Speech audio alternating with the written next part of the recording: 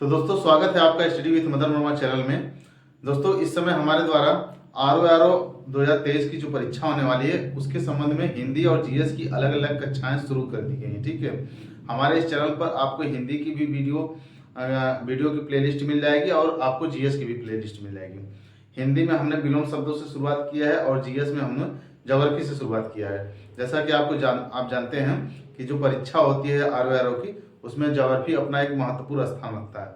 विश्व भूगोल और भारत की भूगोल से मिलाकर कुल 15 से 20 क्वेश्चन के आसपास करीब क्वेश्चन बनते हैं। ठीक है, तो ज्योग्राफी आपका एक इम्पॉर्टेंट टॉपिक है आर की परीक्षा में, जीएस वाले पोर्शन में। ठीक है, तो उसी को देखते हुए हमने अभी ज्योग्राफी से शुरुआत की है। कल हमने अभी एक वीडियो अपलोड किया था। यदि आपने उस वीडियो को नहीं देखा है तो जाकर पहले उस वीडियो को देख लीजिए। हमने कल पढ़ाया था भारत की स्थलीय सीमा के बारे में। ठीक है, जो भारत की स्थलीय सीमा से जो प्रश्न बनते हैं उसके संबंध में वो वीडियो हमने दिया था। ठीक है, आज हम बताने वाले हैं भारत की जलीय सीमा के संबंध में, यानी जो आपका जो भारत की जलीय सीमा से संबंधित जो प्रश्न पूछे जाते हैं परीक्षा में, उनसे हम आज रिलेटेड आपको इस वीडियो में बताने वाले हैं, ताकि आपको इस भारत की जलीय सीमा से संबंधित जो भी प्रश्न पूछे जाए उसमें आपको कोई कंफ्यूजन ना हो, कहीं आप फंस ना पाए। ठीक है, और एक बार मेरा ये मानना है कि यदि आप एक बार निश्चित रूप से इस पूरे वीडियो को देख लेते हैं तो आपको जलीय सीमा से संबंधित कोई भी प्रश्न आपका छूटेगा नहीं। ठीक है, आप इस वीडियो में पूरा बने रहिएगा और इस वीडियो संबंधित जो भी प्रश्न आते हैं परीक्षा में, जो भी जलीय सीमा संबंधित प्रश्न पूछे जाते हैं परीक्षा में, उन सभी प्रश्नों को हम यहाँ पर क्लियर करने वाले हैं। ठीक है, तो चलिए दोस्तों शुरू करते हैं आज का ये वीडियो। तो दोस्तों हम बात करते हैं भारत की जलीय सीमा की। ठीक है, तो जो भारत की मुख्य भूमि की तटीय सीमा है, जो भारत की मुख्य भूमि है, ठीक है, यानी जो भारत की मुख्य भूमि जहां से यह गुजरात से शुरुआत होती है, गुजरात की एक कच्छ के रण से लेकर जो है ये इस तरह से घूमते हुए ऐसे ऐसे करके ये महाराष्ट्र, कर्नाटका, केरला, तमिलनाडु होकर आंध्र प्रदेश होकर उड़ीसा, पश्चिम बंगाल तक जाती है। ठीक है, यानी बांग्लादेश तक, यहाँ तक भारत की जो है मुख्य भूमि की तटवर्ती सीमा है। ठीक है, यानी मुख्य भूमि की जो तटवर्ती भाग है वो यहाँ तक है। ठीक है, तो ये जो मुख्य भूमि के तटवर्ती भाग है, इसकी लंबाई की कुल बात की जाए तो इसकी कुल लंबाई जो है कितने किलोमीटर है? ये कुल 6100 किलोमीटर है। ठीक है, कितना है? 6100 कहिए चाहे 6100 किलोमीटर कहिए। ठीक है, तो ये कुल 6100 किलोमीटर है। ये मुख्य भूमि की तटवर्ती सीमा की लंबाई है। ठीक है, अब बात करें द्वीपों सहित देश की कुल तटीय सीमा। द्वीपों सहित कुल देश की तटीय सीमा का मतलब क्या हुआ? अब तो ये मुख्य भूमि हो गया, मुख्य भूमि कितनी है? 6100 किलोमीटर है। अब द्वीपों सहित यानी कि इस मुख्य भूमि के अलावा भारत के पास कई द्वीप भी तो हैं, जैसे कि आपका लक्षद्वीप है। ठीक है, यहाँ पर अंडमान निकोबार द्वीप समूह है पूरा, और यहाँ पर आप दमन एवं द्वीप देख सकते हैं। ठीक है, तो इन द्वीपों सहित यानी लक्षद्वीप को लेकर, अंडमान निकोबार द्वीप समूह को लेकर और दमन एवं द्वीप में जो द्वीप हैं, ठीक है, इन सभी द्वीपों सहित शामिल करते हुए जो भारत की कुल तटवर्ती सीमा है उसकी लंबाई कितनी है? 7516.6 किलोमीटर। कितना है दोस्तों? 7516.6 किलोमीटर। ठीक, मुख्य भूमि को लेकर और द्वीपों सहित। ठीक है, तो मुख्य भूमि की थी 6100 किलोमीटर और द्वीपों सहित जो भारत की तटवर्ती सीमा की लंबाई है वह है 7516.6 किलोमीटर। ठीक, अब अगर इसकी हम स्थलीय सीमा की बात की जाए, आपको जैसा नेक्स्ट इससे पहले वाले वीडियो में हमने बताया था कि जो भारत की कुल स्थलीय सीमा है, ठीक है, भारत की जो कुल स्थलीय सीमा है वो कितना है? वो है आपका 15200 किलोमीटर। कितना है दोस्तों? 15200 किलोमीटर, यानी जो स्थलीय सीमा यानी गुजरात से लेकर जो ये जम्मू कश्मीर वगैरह होते हुए उत्तराखंड या और बिहार और अरुणाचल प्रदेश तक जो गया है, ये गुजरात से लेकर जो यहाँ तक त्रिपुरा तक। ठीक है, गुजरात से लेकर नहीं सॉरी यहाँ गुजरात से शुरू होता है और गुजरात से शुरू होकर ये पूरा यहाँ पश्चिम बंगाल तक आया है। ठीक है, यानी यह न केवल त्रिपुरा तक बल्कि बांग्लादेश को ऐसे करते हुए ये पश्चिम बंगाल तक, यहाँ तक जहां तक समुद्र न इससे मिल जाता, समुद्र की सतह न मिल जाती हो, वहां तक जो है इसकी कुल लंबाई कितनी है? तो 15200 किलोमीटर है। ठीक है, और तटवर्ती सीमा जो है कितनी है टोटल द्वीपों से? तो 7000 7,516.6 किलोमीटर है। ठीक है, 7,516.6 किलोमीटर। तो इस प्रकार से अगर हम भारत के स्थलीय सीमा और जलीय सीमा दोनों को जोड़ दें तो टोटल भारत की जो तटवर्ती टोटल भारत की जो सीमा होगी, सीमा की पूरी लंबाई होगी, वो कितनी हो जाएगी? वो हो जाएगी आपका 6, यहाँ पे 6, 1, यहाँ 7, यहाँ 2 और यहाँ 2। ठीक है, तो टोटल जो लंबाई हो जाएगी भारत की पूरी सीमा की, यानी स्थलीय सीमा और तटवर्ती सीमा को मिलाकर जो पूरी भारत की सीमा की लंबाई होगी वो हो जाएगी 22,716.6 किलोमीटर। कितना हो जाएगा दोस्तों? 22,716.6 किलोमीटर। ठीक है, ये स्थलीय सीमा है, ये आपकी द्वीपों सहित तटवर्ती सीमा है, और दोनों को जोड़ देंगे तो कितना हो जाएगा? 22,716.6 किलोमीटर। ठीक है, ये भारत की पूरी मुख्य भूमि और द्वीपों सहित पूरी सीमा की लंबाई है। ठीक है, अब देखिए, अब बात करें तटवर्ती राज्यों की। ठीक है, यानी भारत की जो ये तटवर्ती रेखा है, ठीक है, इस पर कुल कितने राज्य स्थित हैं, यानी कितने भारत के कितने ऐसे राज्य हैं जो कि समुद्र को टच करते हैं, समुद्र को छूते हैं, उनसे समुद्री रेखाओं को या समुद्र के किनारे को बसे हुए हैं। ठीक है, ऐसे कर सकते हैं। तो भारत के कुल तटवर्ती राज्यों की बात की जाए तो कितने राज्य हैं? कुल टोटल 9 राज्य हैं। ठीक है, भारत के कुल तटवर्ती राज्य कितने हैं? 9 है। और कुल तटवर्ती केंद्र शासित राज्य कितने हैं या केंद्र शासित प्रदेश कितने हैं? तो वो कुल कितने हैं? 4 हैं। आइए इनको मैप में देखते हैं। कुल तटवर्ती राज्यों की पहले बात करते हैं। तो कुल कितने राज्य हैं? 9 राज्य हैं। ठीक है, अब वो 9 राज्य कौन कौन से हैं? तो 9 राज्य देखिए, यहाँ से है, ये पहला है गुजरात। ठीक है, यहाँ से देखते हैं, पहला है गुजरात, दूसरा है आपका महाराष्ट्र, तीसरा है आपका गोवा, चौथा है आपका कर्नाटक, पांचवा है आपका केरला, छठा है आपका तमिलनाडु, सातवां है आपका आंध्र प्रदेश, आठवां है आपका उड़ीसा और नौवां है आपका पश्चिम बंगाल।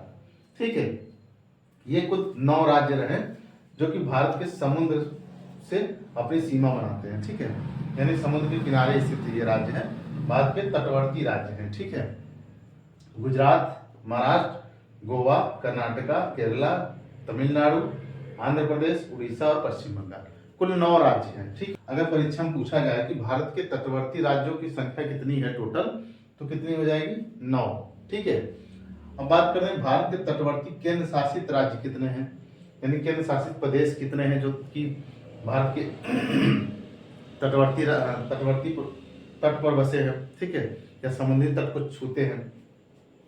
तो चूंकि अच्छा, ये केंद्र शासित प्रदेश, हाँ, तो केंद्र शासित प्रदेशों में जो है, जो पहला है ऊपर से देखेंगे तो यहाँ पर है आपका दमन एवं दीव, दादर एवं नागर हवेली। जैसा कि आपको पता है इस समय कि दमन एवं दीव और दादर और नागर हवेली पहले अलग अलग केंद्र शासित प्रदेश हुआ करते थे। ठीक है, लेकिन इनको अब जो है मर्ज करके एक ही में मर्ज कर दिया गया है। तो अब इनको कहा जाता है दमन एवं दीव और दादर एवं नागर हवेली। ठीक है, और इनकी राजधानी कौन सी बनाई गई है? तो राजधानी बनाई गई है दमन को। ठीक है, परीक्षा में हो सकता है, पूछा जा सकता है। ठीक है, तो दमन को बनाया गया है। तो पहला केंद्र शासित प्रदेश हो गया आपका दमन एवं दीव, दूसरा यहाँ नीचे आएंगे तो ये हो गया लक्षद्वीप। ठीक है, लक्षद्वीप हो गया दूसरा, तीसरा आपका है अंडमान निकोबार द्वीप समूह। ठीक है, और चौथा यहाँ पर होगा पांडिचेरी या पुदुचेरी। ठीक है, अब पुदुचेरी कहा जाता है। ठीक है, तो पुदुचेरी। तो ये 4 केंद्र शासित प्रदेश है, दमन एवं दीव, लक्षद्वीप, पुदुचेरी और अंडमान निकोबार द्वीप समूह। ये 4 केंद्र शासित प्रदेश है जो कि भारत के समुद्री तटवर्ती तट पर बसे हुए हैं। ठीक है, 4 राज्य हैं। अब बात करें भारत के पड़ोसी जलीय पड़ोसी देशों की। जैसे दोस्तों हमने बताया था कि आपको कि जो ये भारत की स्थलीय सीमा है, तो स्थलीय सीमा से भी लगने वाले पड़ोसी देश हैं। उसी प्रकार से जैसे कि स्थलीय सीमा से लगने वाले देश कौन कौन से हैं? पाकिस्तान, चाइना, नेपाल, भूटान, बांग्लादेश, म्यांमार, ये सभी देश पड़ोसी देश हैं। ठीक है, स्थलीय सीमा से लगने वाले। उसी प्रकार से जलीय सीमा से भी लगने वाले कुछ पड़ोसी देश हैं, जैसे कि भारत जो है जलीय सीमा साझा करता है। वो कौन कौन से है? तो देखिए, उसमें है आपका पाकिस्तान, पाकिस्तान के भी साथ लगता है। पाकिस्तान के साथ यानी कि स्थलीय सीमा तो है ही, उसके साथ जलीय सीमा भी साझा करता है यहाँ पर गुजरात के पास में, ठीक है।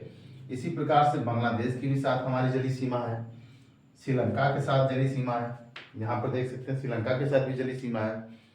इसके अलावा म्यांमार के साथ जलीय सीमा है, मालदीव के साथ भी हमारी जलीय सीमा है, इंडोनेशिया भी हमारा जलीय पड़ोसी देश है। इसके अलावा थाईलैंड भी हमारा जलीय पड़ोसी देश है, ठीक है।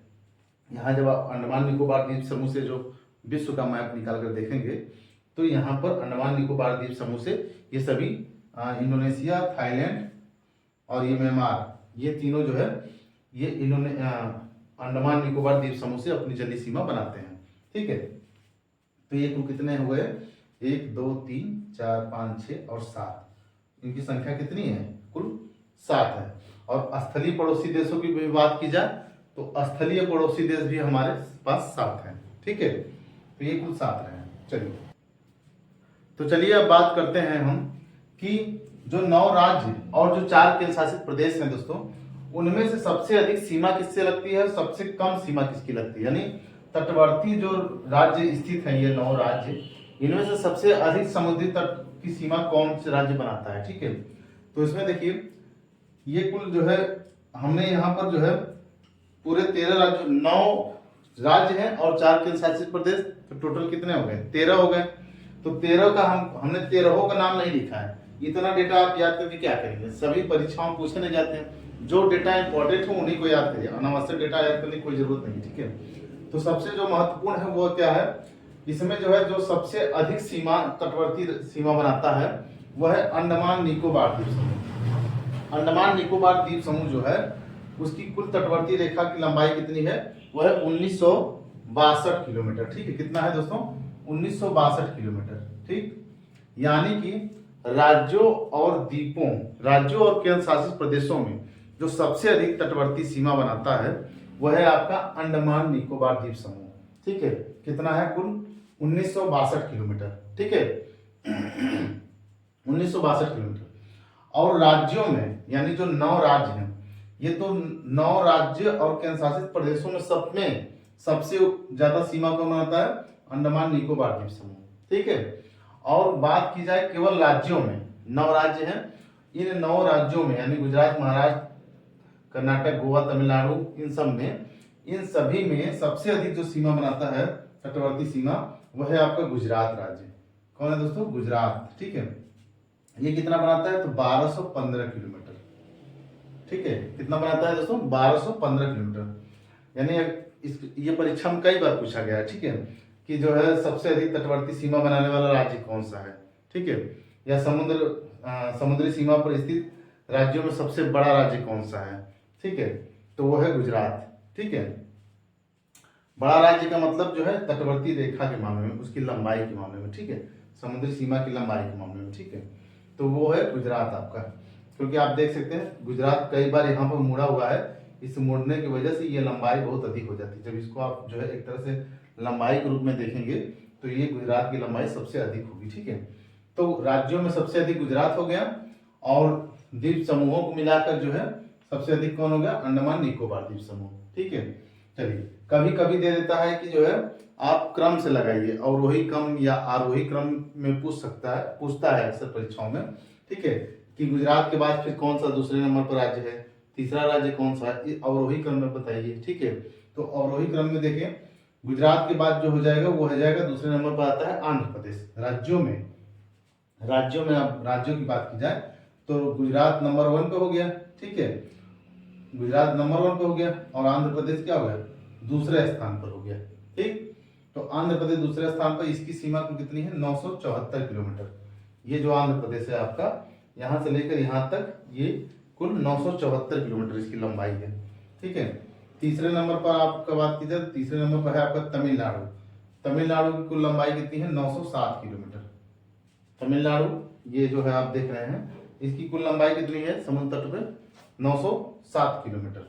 चौथे नंबर पर आपका आता है महाराष्ट्र, ठीक, ये है कुल 653 किलोमीटर। 5वें नंबर पर आपका आ जाएगा केरल, इसकी लंबाई कुल कितनी है, 570 किलोमीटर, ठीक है। और इन 9 राज्यों में जो सबसे अंतिम राज्य है, यानी जो है गुजरात, महाराष्ट्र, गोवा, कर्नाटक, केरला, तमिलनाडु, आंध्र प्रदेश, उड़ीसा और पश्चिम बंगाल। इन 9 राज्यों में इन 9 राज्यों में जो सबसे कम सीमा बनाता है समुद्र तट से वह है आपका गोवा। ठीक है, गोवा जैसा कि आपको पता है कि पूरे भारत का सबसे छोटा राज्य है। ठीक है, पूरे भारत के राज्यों में सबसे छोटा राज्य है। इस प्रकार से ये तटवर्ती सीमा भी सबसे छोटी बनाता है समुद्र तट से।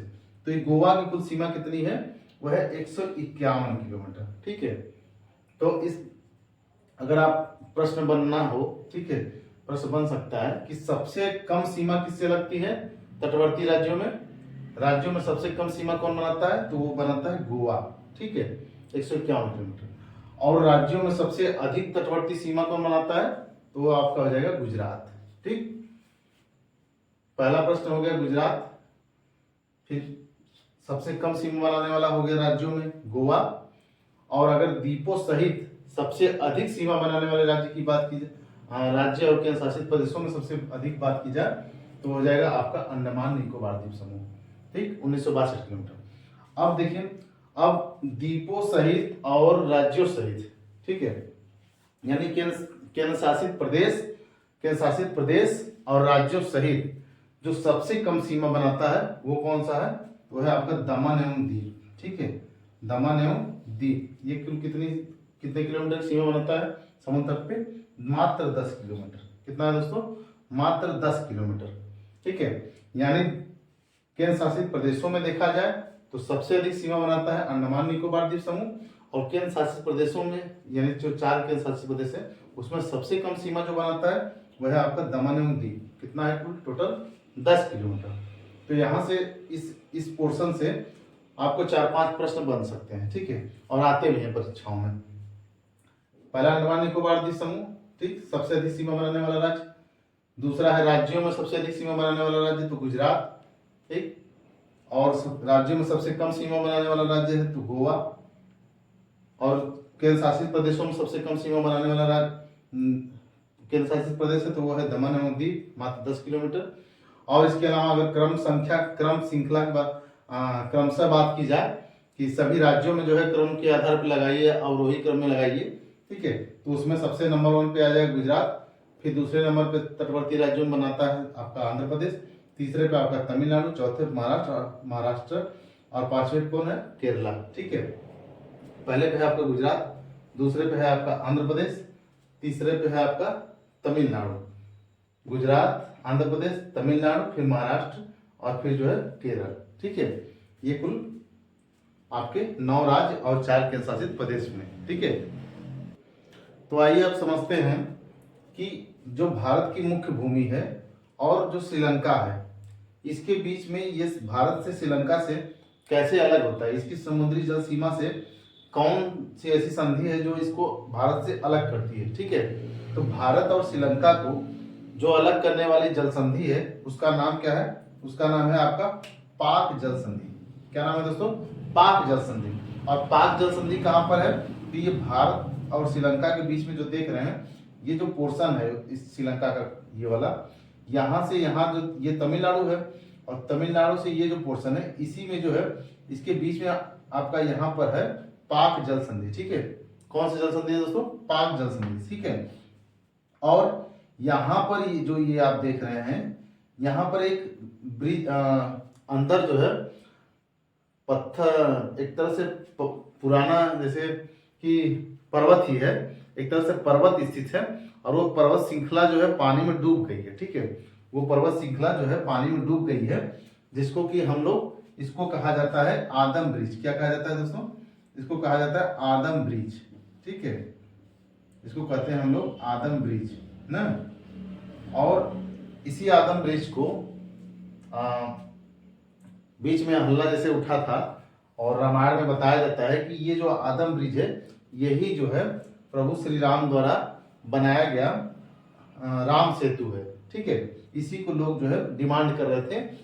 ये जो है ये जो आदम ब्रिज है ये आदम ब्रिज नहीं है बल्कि राम सेतु है। ठीक है, तो इस जो आदम ब्रिज पर ही यहाँ पर एक द्वीप है, इस द्वीप का नाम है पंबन द्वीप। इस द्वीप का क्या नाम है, इस द्वीप का नाम है पंबन द्वीप। ठीक, इसका नाम है पंबन द्वीप।